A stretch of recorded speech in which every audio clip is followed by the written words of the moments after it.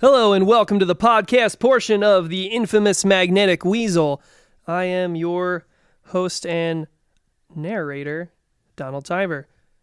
This one is a little unusual because it's new. It's short and hasn't sat around too long.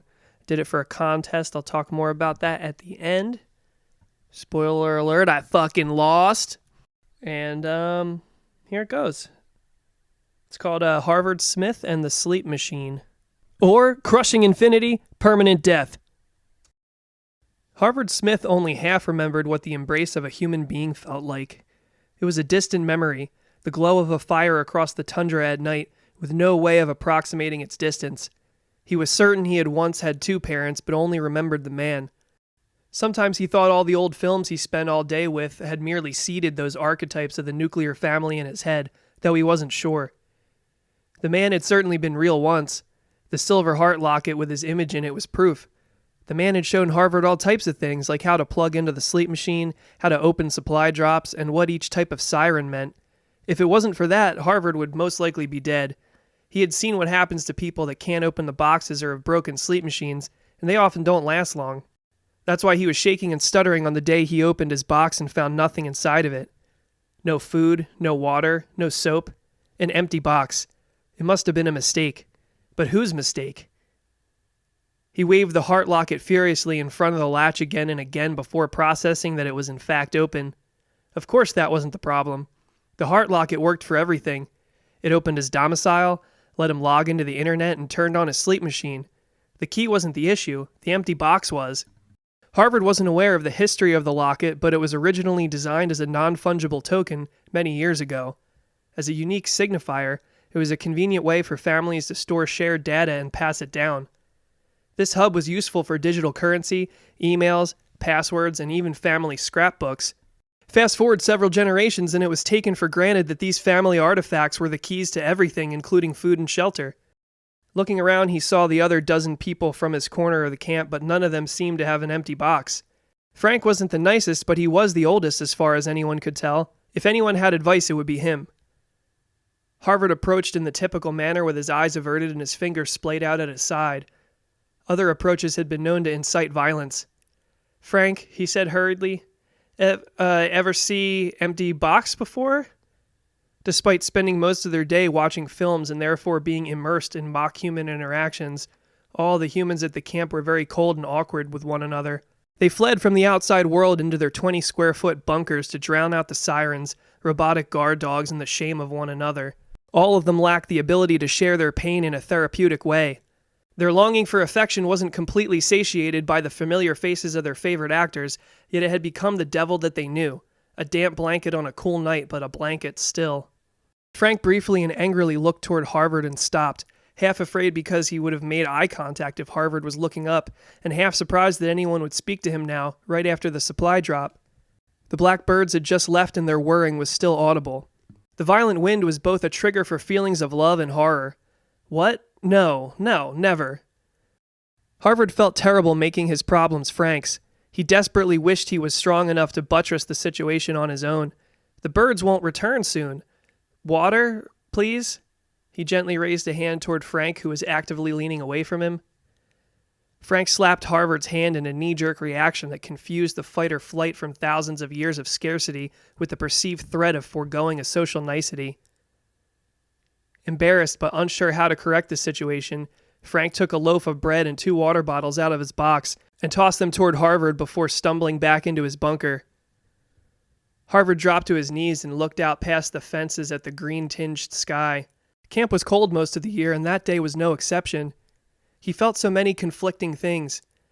The shock of the empty box still hadn't left him, but was front and center in his attention was the warmth and sting in his hand. It was the first time he had been touched by someone in well over 3 years, and he was ashamed to enjoy it. He ruminated on the warmth as it was in stark relief with the cold night air. Had he any tears left, they'd have been cried. After a moment, he picked up the water and bread and ran towards his own bunker as the night sirens rang out. It was time to return for the evening, and he normally refrained from dallying at the supply drops. He knew everyone was looking at him, but the boy refused to acknowledge them. Once inside his bunker, he switched on the screens to his favorite show, Pop's Garage. It was a sitcom from a far-removed era about a father and son that fixed cars and trucks. The other thing Harvard watched all the time were instructional videos for automotive repair. He had never seen a car in person, but he could have rebuilt the engine of a 2038 F690 pickup if he had all the right tools. Pop's Garage used canned laughter in a tongue-in-cheek way as a throwback to when it was a common occurrence, but Harvard didn't really understand that.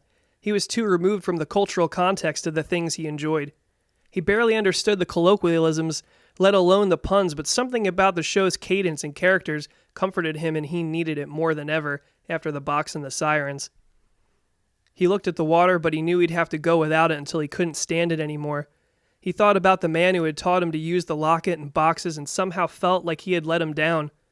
It didn't make any sense to blame himself, but he did so automatically as a way to process the trauma, given no recourse for unanswered questions.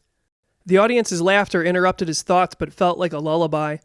The sting in his hand was gone, though he clung to the memory. He decided to indulge in another pastime, using the locket to peruse the man's histories. Bank statements, internet searches, letters to friends and family.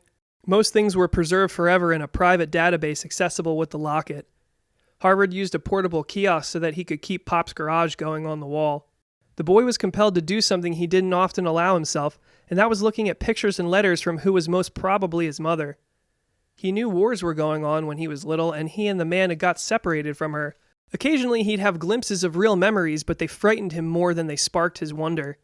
More than anything, he wished to hide from every real aspect of himself. Coming across a letter from his father, he was reminded of something. Drones were used in wars. He hadn't even heard that name in a long time, and it took him a moment to realize that they were the same machines they called blackbirds. Why would anyone use them to send both food and bombs? It didn't make sense to him. Harvard's brain was so splintered that when things took too many steps to untangle, he often became anxious and stopped thinking altogether. Harvard looked at the sleep machine. It was a little earlier than he typically used it, but he thought it necessary. He used the locket to sign in and unlock the sleep chamber. It was like a bed, but also like Tupperware, and reminded him of some things he had seen in old movies about space.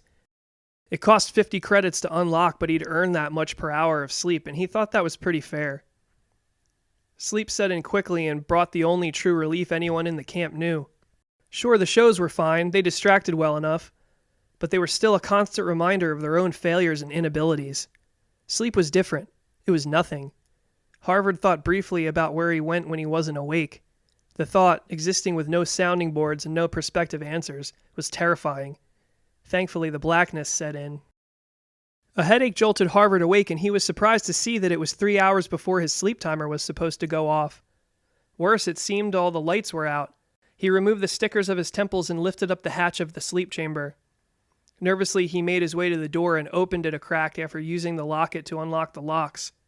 Smoke rose from the central camp and dissipated toward the cold green sky. The sun wouldn't be up for another hour or two, but coming from darkness, Harvard's eyes adjusted more quickly than anticipated. The boy carefully walked out several steps and waited. Did he expect anyone else to emerge from their bunkers? Perhaps he hoped for it. It would mean he wasn't alone. He began hurriedly walking towards the other bunkers and listening for any signs of life. He saw light coming from the cracks of one and heard the sounds of the films left on through sleep. It was true that he was alone in this experience. Unsure what else to do, Harvard stumbled toward the south end of the camp. It had some shrubs and occasionally some flowers that he would make a point to walk by on warmer afternoons. He looked at the bunkers in the camp while he leaned on the fence. No sooner had he sat down, a robotic dog approached him and a human voice came from within it crying, "Back to your bunker," flanked on either end by sharp lights and clicking noises. "Why was my box empty, huh? Why?" Harvard yelled at the metal beast. Somehow the words felt good, though he was shaking so hard he couldn't see straight. "Why is my sleep gone? Why me?" "We got a sleepwalker," the voice said, seemingly to someone else, and Harvard now had more questions than ever. A mist wafted from the dog's eyes, and once again the blackness set in for Harvard. Harvard awoke in a sweat. The lights were back on, but the headache was still there. Part of him thought that he just imagined the night's events, but his smoldering rage was proof. Proof that he had asked questions and got no answers. Proof that his hands were forever tied behind his back in this world. Proof of his unending impotence. The boy picked up one of the water bottles and drank the entire contents without stopping to breathe. Swinging open the bunker door, he was temporarily blinded by the sun that burned green spikes of light towards his eyes. He spotted Frank when his eyes focused and wasted no time in marching toward him. Frank was stunned and dropped the laundry that he was bringing to the communal laundry room. He was amazed that the boy refused to avert his eyes. A wild haymaker would put him on the ground. He covered his face with his hands but dared not fight back. Harvard, gripping the locket in one hand, would keep swinging with both as they became warmer and warmer, returning the affection that was once given to him. The camp's people couldn't look away. After a moment, they would quietly shut their doors and turn on their favorite shows.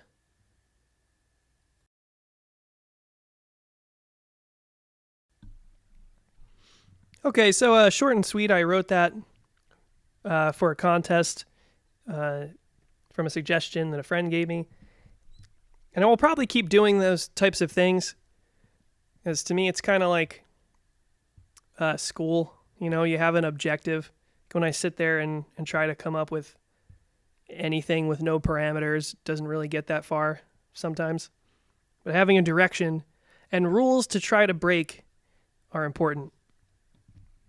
And this was supposed to be about a dystopian future, and that was really the only requirement. And to me, I wanted to make something that kind of shied away from all the ins and outs of like hard sci-fi and focused more on like what makes a dystopian feel that way through human interaction. You know, people not willing to look and speak to each other normally. And I think to a certain degree that's kind of where we are. And, you know, I tried to pepper it in with little science fiction elements. Like I think the idea of, you know, paying to sleep is kind of like an open-ended thing. You know, maybe there's some Matrix-style harvesting of energy going on from the sleeping body. Some reprogramming of sorts. You know, they don't really know what happens when they go to sleep, and that's kind of true for us too. Hopefully in a different way, though. All right, well, that's it. Very short. Like, share, subscribe, or fucking don't. You know, whatever. Thanks.